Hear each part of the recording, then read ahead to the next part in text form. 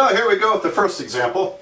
Let's graph x minus 1 parentheses squared divided by 16 minus y plus 1 squared divided by 9 equals to 1. Right, so let's see what we can figure out. The center is kind of like finding the center of an ellipse. It would be positive 1, negative 1, 1 minus 1. Great, we got that. Now, I like to always have a squared under x. So a squared is 16, which means a equals to 4. And b squared is 9, that's under the y. So b is equal to 3. There we go. By the way, I think the slope of the transverse axis, it just hit me, I never thought about this before. I think it's plus or minus 3/4. Plus or minus b over a. Be the slope of the transverse axis. I think. We'll check it out in this problem. I think that's probably true. Okay, and if it's not, we'll fix it. Okay. Now, c squared is a squared plus b squared. Ah, look at that. I lucked out again. That equals to 25. So c equals to 5. All right. Normally you get square roots when you calculate c. Okay, so there's my key information, and I'm going to make a little room here so I can use as much of the board as I can to draw this hyperbola. I think hyperbola is a little tough to do great on the first try. And this is my first try on this one, so we'll see what happens. So I think I'll make my hyperbola in purple. And so anyway, the center is 1 comma negative 1, so here's the center for the hyperbola, and I'll fill in some numbers a bit later. And okay, so the x vertices, the sideways vertices, play off of a. So I'm going to add 4 and subtract 4. So from here I'll go 2, 3, 4. So there's a vertex, and I go back 4. 1, 2, 3, 4. There's the other horizontal vertex. The vertical vertices would be plus or minus 3 from the center, so I'll go up 3, 1, 2, 3, and then down 3, 1, 2, 3, down to here. There we go. And there you have it. Maybe I'll do my hyperbola in red here. I'm on a roll with purple, so alright, at this point I've kind of have it framed out. I'm going to draw these, get to the transverse axes, and drawing these rectangles is just a device for graphing. It's kind of a clever device. I don't know who thought this up, but I like it. I know when I first taught trigonometry, I couldn't remember ever drawing hyperbolas. I'm sure I did. It just had been years since I didn't really know much about them until I had to teach them. That was kind of interesting. All right, so there's my vertices, and there's my box. Now I'm going to connect the corners best I can. And here we go. And then, well, these corners, a little bit tedious, but it'll be worth it. It'll be worth it. I like hyperbolas. I think they're interesting. Okay, now then, now what did I say? The slope was going to be b over a. Let's see, if I go from here to here, right 4, up 3, slope is 3 over 4. And if I go from here to there, I go down 3 over 4, slope is negative 3/4. So plus or minus 3/4 is the slope of the transverse axis. That's great. And so we're halfway through to find the equation of those lines. And maybe I'll go ahead and do it. I don't know. We'll see. A lot of these videos I'm just kind of winging it and spontaneously, which is kind of nice because sometimes once in a while I think I'll see something new. Okay, now I'm ready. I'm ready to draw it because with x first, this will be horizontally oriented. So I'm just going to go like this, and likewise down here, and then over here. There we go. So you want to make it look like your hyperbola is approaching the transverse axes or the oblique asymptotes, and but not quite touching. And there it is. Now I haven't thrown in the foci yet. So C is 5. That's the distance from the center. And the foci are inside the hyperbola. No, on the outside of the hyperbola. And so starting from the center, I count over 5 units. 1, 2, 3, 4, 5. It's right here. And then go backwards. It's going to be right there. So, all right. My foci are, let's see, 5 comma 1, 2, 3, 4, 5, 6. No, it's 6 comma something, isn't it? I better count here. 1, 2, 3, 4, 5, 6. There we go. 6 comma -1 is that foci. This foci is, okay, 1, 2, 3, 4 minus 4 comma -1. And then we have the vertices. And we can write them in as coordinates. Or I think this time I'm just going to put some numbers on my graph. 1, 2, 3, 4, 5, 1, 2. So that would be pretty good. You need some numbers on your graph so whoever reads it can have a sense of your scale that you're using. Let's go ahead and put the center in. It's 1, -1. There we go. 1, -1. Great. All right, so I changed my mind about the transverse axes. Let's go ahead and show it. The equations of the lines are this one. Now I'm just going to, I know I'm kind of stepping on the graph here, working this out. Normally you would want to do this somewhere else on your paper, but I thought, well, let's go ahead and get the transverse axes. Why not? And so for this transverse axis, the slope, remember m is slope, is b over a, which is 3/4. So y minus y1, y minus -1 equals to slope m times x minus x1.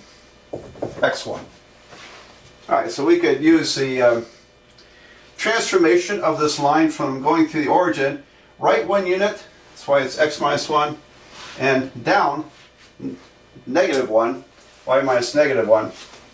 So I have y plus 1 equals to 3/4 x minus 1. Now, in a regular algebra class, I would expect my students to take the 1 over. But it's kind of nice here because you can see, with this equation of the line, you can tell where the one point where the line goes through, and we purposely made it the center point of the hyperbola. So x minus 1, y plus 1, just like up here. How about that? And here's the slope, 3/4.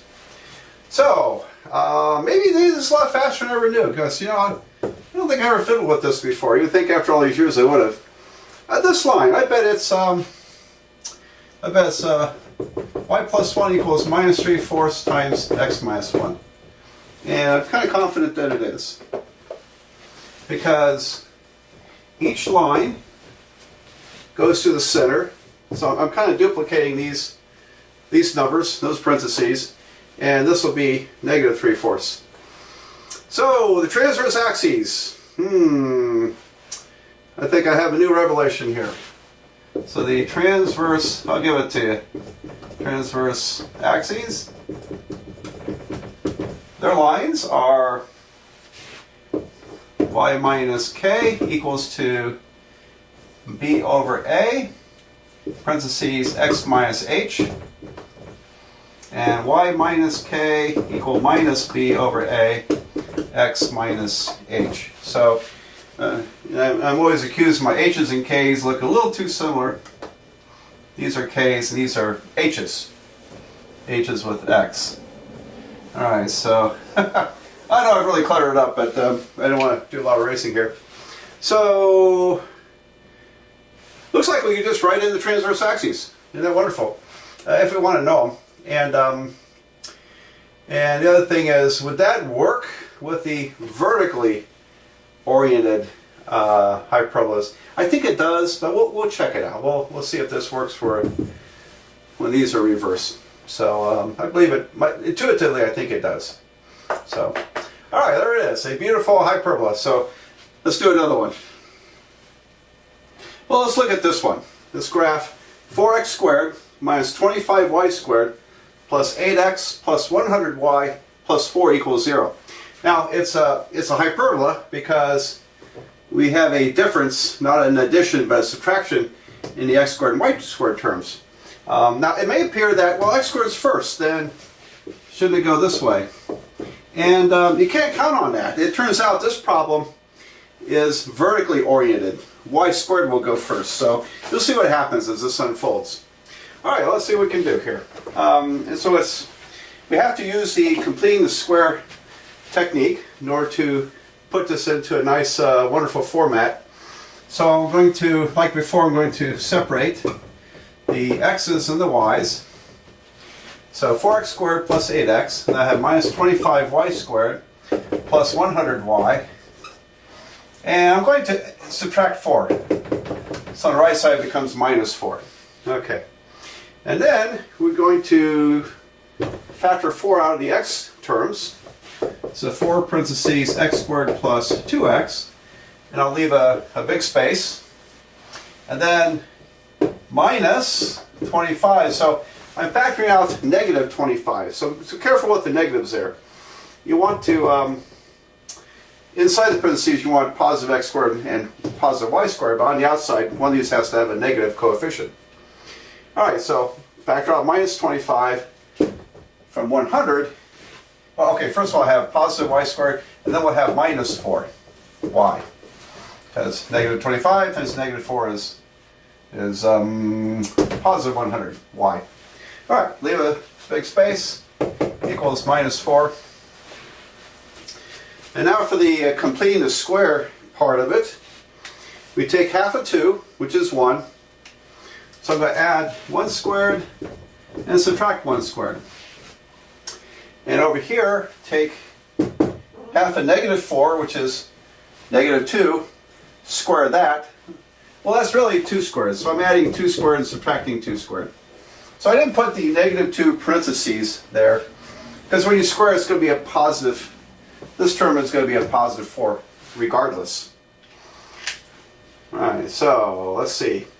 4 parentheses, so I'll use this part, x squared plus 2x plus 1.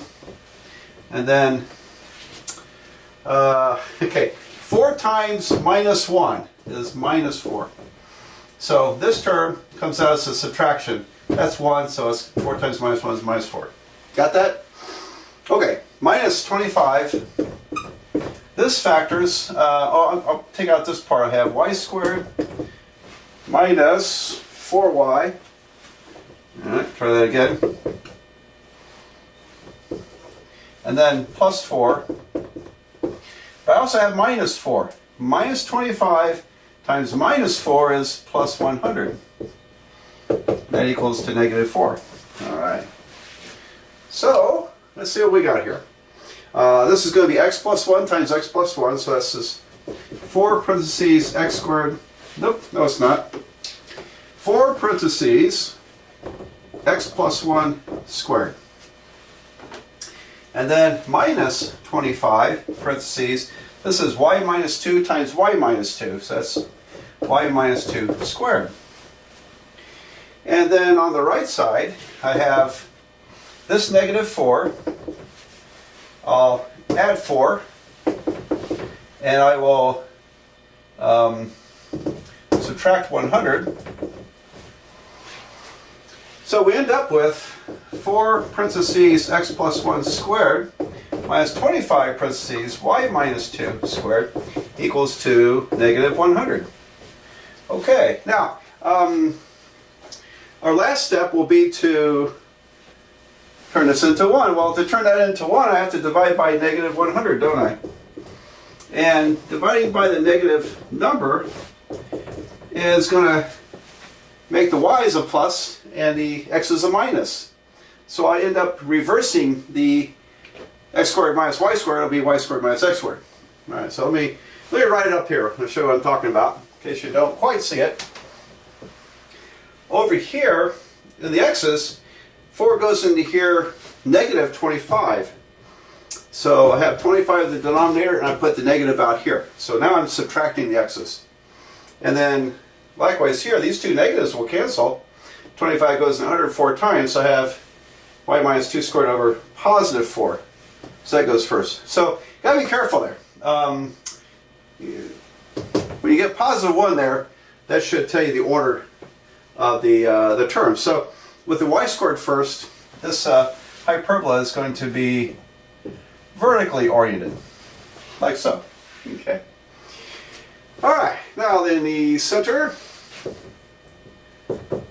would be, let's see, well, it's -1 for x and positive 2 for y. So it would be easy to get that reversed, but make sure you go x first, followed by y.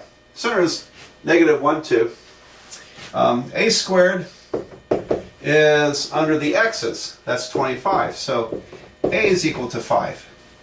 And b squared is under the y's, so b squared is 4, which means b is equal to 2. Like that. Finally, c squared is a squared plus b squared. 4 plus 25 is 29. So c will be the square root of 29, which is approximately, what is it, 4.4? I don't know, let's see what happens. So square root of 29 is 5.4. I should have said 5.4. Around 5.4. We'll use that for graphing purposes. Okay. There you go. So that's kind of the key information that we can use to graph our hyperbola. And I'm going to erase that over there and shove it up there, that information, then we'll draw the graph. Well, I think we got them right where we want them. All right. The center is -1, 2. So I'm going to use single ones for my scale lengths. In other words, 1, 2, 3, 1, 2, 3, like that. All right. So -1, 2 is up here. Here's the center. And the vertices, A means they go right 5 units and left 5 units for the x's. So 1, 2, 3, 4, 5, here it is. And then backwards, 1, 2, 3, 4, 5, right there. And then my other vertices, B is 2, so I go up and down 2 units. And it looks like one of them's on the x-axis. It's interesting. All right, so there's my frame for my hyperbola. Okay, and let's draw the transverse axes. We'll get that penciled in. All right, and okay. Finally, I need the diagonals, which are actually the asymptotes, the oblique asymptotes, or the transverse axes, whatever you want to call them. In the context of hyperbolas, it means the same.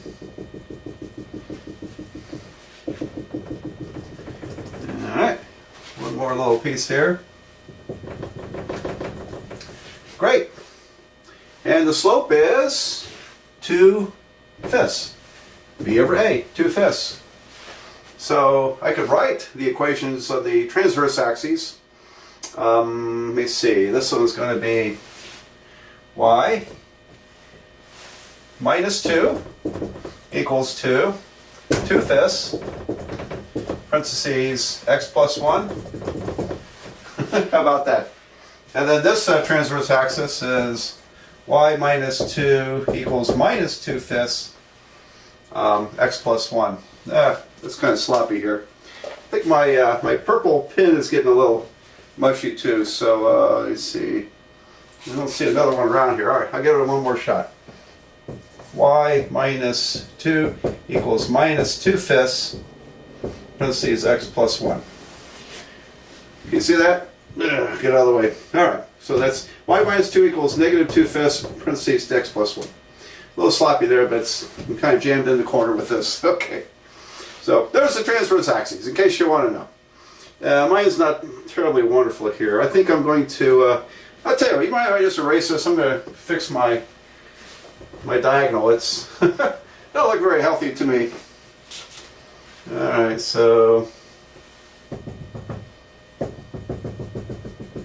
that's a little better. Okay, great. Now, The graph then, it only hits the two of the vertices. And in this case, it hits the vertical vertices, the y's.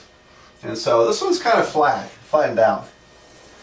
Goes out this way, goes out this way, and then it hits this vertex and goes down like that. So they are hugging the rails, so to speak, as you get farther and farther out. They get closer and closer to those oblique asymptotes, slant asymptotes, or transverse axes. Okay, got three names for them. As far as the foci, I need to go up and down. From the center, I go up and down 5.4. So from the center, 1, 2, 3, 4, 5.4. It's up around here somewhere. And then down 5.4. 1, 2, 3, 4, 5.4. There we go. So this foci is -1, comma, 2 minus the square root of 29. -1, comma, 2 minus the square root of 29. This one is going to be -1, 2 plus the square root of 29. There we go. And the center is -1, 2. And I think I'll just put some scale numbers in here. 1, 2, 3, 4. And 1, 2, 3, 4. All right. That's a pretty decent graph, I think. Okay, on a small board. So there you have it. There you have it. Now, if you had a picture of this, you could get A and B. You could find the center. You could get A and B from the vertices, and you could just write out the equation. And then to get the foci, you have to use the c squared equals a squared plus b squared formula. So there you have it. There's a hyperbola. I'm going to take next little video. I'm going to talk about the properties of hyperbolas, and then our last video on conic sections will be about Kepler's laws of planetary motion.